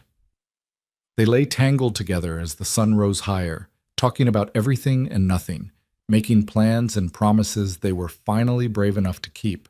For the first time, Ethan spoke about a future that included someone else, and it didn't feel like a trap or a transaction. It felt like possibility. But spring in Montana was never simple, and neither was building a life together. The first real test came a week later when a rider arrived at the ranch carrying a letter addressed to Ethan in familiar handwriting that made his blood run cold. Margaret. He stood in his study holding the envelope, his hands oddly steady despite the chaos in his mind. Clara found him there, took one look at his face, and closed the door behind her. "What is it?" "A letter. From Margaret Cheltenham." He couldn't quite bring himself to open it. Clara crossed to him, taking the envelope from his hands and setting it on the desk. "Do you want to read it alone?" "No," Ethan said immediately. "No, I don't want anything alone anymore. That was the whole problem before. I dealt with everything in isolation and convinced myself it was strength. Stay with me?" "Always," Clara said, and the simple certainty of it gave him courage. He opened the letter, Clara standing close enough that he could feel her warmth, her presence anchoring him. The words were written in Margaret's elegant hand, and reading them felt like opening a door he'd thought was locked forever. "Dearest Ethan, I hope this letter finds you well. I know you must be surprised to hear from me after so many years of silence. I've written this letter a dozen times and torn it up just as many, but I've finally found the courage to send it. I'm writing because I've heard through mutual acquaintances that you've built something remarkable in Montana. Not just a successful ranch, but a life. I'm writing because I owe you an apology that's 7 years overdue. I was wrong, Ethan. Wrong about Montana. Wrong about what kind of life was worth living. Wrong about what really matters. I spent these years in Boston becoming exactly what I thought I wanted to be. Educated, cultured, comfortable. I married a professor, live in a fine house, attend all the right social functions. And I'm absolutely miserable. It took me far too long to realize that comfort and security aren't the same as happiness. That a life that looks impressive from the outside can feel hollow on the inside. That I traded the possibility of genuine love for the guarantee of convenience, and it was the worst bargain I've ever made. I'm not writing to ask you to take me back. I know too much time has passed, and I wounded you too deeply for that. I'm writing to tell you that you were right to believe that love and partnership matter more than circumstance. You were right to want someone who would choose you over comfort. You deserve that then, and I hope with all my heart that you've found it now. I will carry the regret of losing you for the rest of my life. But I hope knowing that you were right about everything brings you some peace. Be well, Ethan. Be happy. Build the life you dreamed of. And know that wherever you are, I wish you every joy I was too afraid to help you create." With sincere regret, Margaret Ethan read the letter twice, then set it down carefully on his desk. He waited for the anger, the vindication, the satisfaction of being proven right. Instead, all he felt was a distant sadness for the woman he'd once loved and the years they'd both wasted being afraid. "How do you feel?" Clara asked quietly. Ethan turned to her, seeing her clearly. This woman who'd been brave enough to want nothing so she could freely choose everything, who'd walked into his fortress and shown him how to dismantle it from the inside. "I feel sorry for her," he said honestly, "and grateful." "Grateful?" "If she hadn't left, I would never have built this place. I would never have become the person I needed to be to appreciate you. Everything that hurt me before was just preparation for everything that matters now." Clara's smile was tremulous. "That's a very generous way of looking at it." "It's the truth. Margaret made her choice based on fear, and she regrets it. I made my choices based on pain, and I'm grateful for where they led me. The difference is that I found someone brave enough to choose differently." He pulled Clara close, feeling the steady beat of her heart against his chest. "You chose me, not because I could give you security, but because we gave each other honesty. That's worth more than comfort, more than status, more than any of the things Margaret or I thought mattered back then." "So what will you do with the letter?" Ethan glanced at it, then at the fireplace. "I think I'll burn it, not out of anger, but because that chapter is closed. Margaret deserves to find her own happiness, and I deserve to stop defining myself by how I was hurt. We both deserve to move forward." He took the letter and tossed it into the fire, watching the paper curl and blacken and turn to ash. Clara stood beside him, her hand in his, and together they watched 7 years of pain and protection burn away. "I have something I want to ask you," Ethan said as the last of the letter disintegrated. "And I need you to know I'm not asking because of Margaret's letter, or because I'm trying to prove anything. I'm asking because it's what I want, and I think it's what you want too." Clara turned to face him, her expression open and curious. "Marry me," Ethan said. "Not because it's practical or convenient or socially expected. Not because you need my protection or I need your legitimacy. Marry me because we've built something real here, something honest and imperfect and worth making permanent. Marry me because I love you, and I want to spend the rest of my life proving it." Clara's breath caught. "Ethan, I know you said you'd been married once and once was enough. I know you came here specifically because you didn't want another husband. But that was before. Before we learned to trust each other, before we built this thing between us that doesn't have a name but feels like forever anyway. I'm not asking you to be what you were with Jacob. I'm asking you to be what you are right now, yourself, completely. But to do it as my wife." Tears were streaming down Clara's face, but she was smiling through them. "You're supposed to wait until the woman has a chance to answer before you keep talking." "Then answer," Ethan said, and for the first time in 7 years he let hope live in his voice. "Yes," Claire said simply. "Yes, I'll marry you. Yes to building something permanent and imperfect and real. Yes to all of it." They sealed the promise with a kiss that felt like a beginning and an ending all at once, the end of being alone, the beginning of being found. When they finally pulled apart, they were both laughing and crying, giddy with the relief of finally letting themselves want something without armor. The news spread through the ranch like wildfire. Martha cried and hugged them both, declaring she'd known from the first morning that they were meant for each other. Samuel shook Ethan's hand with quiet pride, then pulled him into a rare embrace and whispered, "About damn time, son." The ranch hands celebrated with a rowdy party in the bunkhouse that lasted well into the night, complete with terrible singing and slightly better dancing. But it was Robert the Wrangler who said what everyone was thinking when he raised his glass in a toast that evening. To the boss who turned away every bride who came looking for his fortune, and to the woman who came looking for work and found something better. May the rest of us be half as brave when love shows up unexpected. They were married 6 weeks later on a clear May morning when the world was green again and possibility felt like something you could hold in your hands. It was a small ceremony, just the ranch hands and house staff, a traveling preacher who happened through town, and Martha crying happy tears throughout the entire proceeding. Clara wore a simple dress she'd made herself, cream-colored and practical and beautiful in its understated elegance. Ethan wore his best suit, the one he'd bought years ago for business meetings he no longer needed to impress anyone at. They stood in the ranch house parlor, the windows open to let in spring air and the sound of horses in the distance, and made promises to each other that felt nothing like the promises either had made before. "I promise to see you," Ethan said when it was his turn to speak. Not just look at you, but truly see you. Your fears and your strength, your wounds and your wisdom. I promise to love you not for what you do for me, but for who you are. I promise to be brave enough to be imperfect with you, to let you see me at my worst and trust that you'll stay. I promise to build a life with you, not just beside you, and to choose you every day, even when it's difficult. Clara's voice was steady despite her tears. I promise to trust you with my honesty, even when honesty feels dangerous.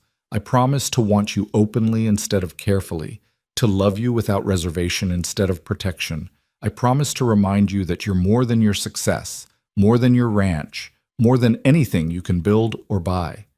I promise to be your partner in everything, the hard work and the joy, the fear and the hope, all of it. When the preacher pronounced them married, Ethan kissed his wife like a man who'd spent 7 years learning the difference between safety and happiness, and Clara kissed her husband like a woman who'd stopped settling for survival and started reaching for life. The celebration that followed was joyful and uncomplicated. Good food and better company, dancing in the barn and laughter that echoed through the evening. Ethan found himself standing at the edge of it all, at one point, watching Clara dance with Samuel while the ranch hands clapped along and Samuel appeared at his elbow. You did good, boss, the foreman said quietly. Real good. I got lucky, Ethan replied. Nah, luck is finding something valuable by accident. You built this. You made yourself into someone worthy of her, and she made herself brave enough to want you. That's not luck, that's work. Ethan thought about that as he watched his wife spin in the lamplight, her face glowing with happiness. Samuel was right. This wasn't something that had simply happened to them. It was something they'd chosen, day after day, conversation after conversation, risk after risk. They'd both been broken in different ways, and instead of letting that brokenness define them, they'd used it to understand each other. Later that night, after the guests had left and the house was quiet, Ethan and Clara stood together on the balcony off their bedroom, looking out at the ranch spread beneath the stars. Clara leaned back against Ethan's chest, his arms wrapped around her waist, both of them content in the silence. Do you remember what you said to me that first night in the library? Clara asked softly. About not knowing how to want something without waiting for it to be taken away? I remember. Are you still waiting? Ethan considered the question seriously, taking stock of the fear he'd carried for so long. To his surprise, he found it had diminished to almost nothing, not gone entirely because fear was part of being human, but reduced to something manageable, something that no longer controlled him. No, he said, and felt the truth of it settle in his bones. I'm not waiting for loss anymore. I'm just grateful for what's here. Good, Claire said, turning in his arms to face him.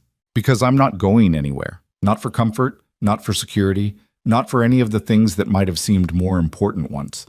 I'm staying for this, for you, for us, for the life we're building together. Even when it's hard? Ethan asked, needing to hear it. Especially when it's hard. That's when it matters most. They stood like that for a long time, two people who'd been alone for so long. They'd forgotten what it felt like to be truly known, now wrapped in each other and the promise of more mornings like this. More evenings of comfortable silence, more years of imperfect and honest love. The years that followed proved them both right and wrong in equal measure. Marriage wasn't always easy. They fought sometimes, misunderstood each other occasionally, had to work through old wounds that resurfaced unexpectedly. But they did the work. They chose each other even on the days when choosing felt difficult. They were honest when honesty hurt, patient when patience was needed, and brave enough to keep showing up even when fear whispered that retreat was safer. The ranch continued to prosper, but Ethan stopped measuring success only in terms of profit and land. He measured it in the sound of Clara's laughter echoing through rooms that used to be silent, in the children that eventually came and filled the house with noise and life, in the way his men looked at their boss and saw not just an employer, but a man who'd figured out what really mattered. Clara bloomed in ways neither of them had anticipated. She took over managing the household accounts and proved to have a head for business that rivaled Ethan's own. She started a small school for the ranch hands' children, teaching them to read and write in the kitchen during the long winter months. She raised their children with the same combination of fierce love and practical wisdom that had drawn Ethan to her in the first place. And on cold winter nights, when neither could sleep, They'd sometimes find themselves in that same library where they'd first started being honest with each other, and they'd talk about how far they'd come from the people they'd been. The cold, defensive ranch owner who'd turned away 20 brides. The quiet widow who'd convinced herself she wanted nothing. Two people who'd armed themselves against pain and almost missed out on joy entirely. "Do you ever wonder what would have happened if I hadn't come here that day?" Clara asked one such night, years into their marriage, her head resting on Ethan's shoulder.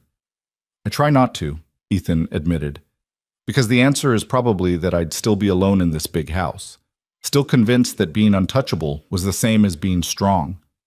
And I'd probably be working somewhere else, still believing that not wanting anything was the same as being content." "We were both such cowards," Ethan said, but there was affection in his voice, forgiveness for their younger selves. "We were both just scared," Clara corrected gently. "And then we found each other and learned how to be brave." Ethan kissed the top of her head, breathing in the familiar scent of her hair. "You know what the strangest part is? I spent years looking for someone who wanted me for me, not for what I could provide. But you taught me that it's not that simple. You wanted me, yes, but you also wanted the life we could build, the security we could create together, the partnership of shared work and shared dreams. And that wasn't wrong. It was honest." "Margaret was wrong about what mattered," Clara said thoughtfully. "But you were wrong, too, in thinking that loving what you'd built somehow made love less real. Real love isn't either or, it's both and. I love you, and I love the life we share. Those things aren't separate. They're woven together so tightly, I can't tell where one ends and the other begins." "When did you get so wise?" Ethan asked, smiling in the darkness. "When I married a man stubborn enough to make me think harder about everything I believed." Clara shifted to look up at him, her face barely visible in the dying firelight, but her eyes bright and certain. "We almost missed this, you know. We almost let fear win. If I'd been too proud to ask for work, if you'd been too defensive to see me as anything but another woman after your money, if either of us had been just a little less brave at just the right moment, we would have missed everything that mattered. But we didn't," Ethan said firmly. "We were brave enough. And we keep being brave enough every day, every choice." "Every day," Clara agreed, and sealed the promise with a kiss. Outside, snow began to fall again, covering the Montana landscape in fresh white. But inside the black wood house, warmth had taken permanent residence. In the kitchen, bread dough was rising for tomorrow's breakfast. In the bedrooms upstairs, children slept safely under quilts their mother had sewn. In the library, two people who'd once been determined to face the world alone sat wrapped in each other's arms, grateful beyond words that they'd found the courage to face it together instead. The cold had lifted years ago, both from the land and from Ethan Blackwood's heart.